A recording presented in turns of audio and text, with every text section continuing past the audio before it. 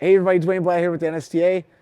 In this next video, we're going to talk about something that I think is probably one of the most important parts of the game of hockey. It's scanning the ice. Some people call it shoulder checking, right? Taking a picture, taking a video, whatever you want to call it. I like calling it scanning because I think it's so important for players to understand what's going on all the way around them. And I think it's a skill that we got to implement and practice in every drill that we do.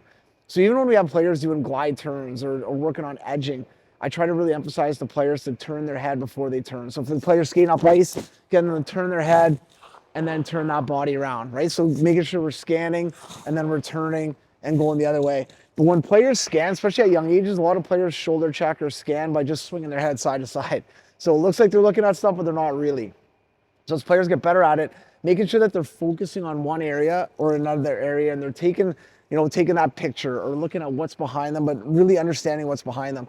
And an easy way to start practicing this is just getting players to easily just skate around the ice, no puck at all, and just looking over their shoulders. So looking from left side to right side to left side to right side, back and forth, and just taking pictures of both sides. So whether it's the stands and the benches, whatever it is, but just get them to look around.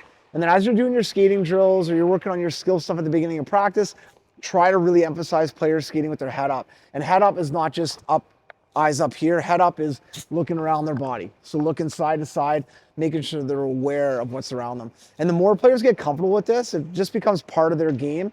And that's going to help them tremendously down the road when they get into contact hockey and bigger players, stronger players, faster games.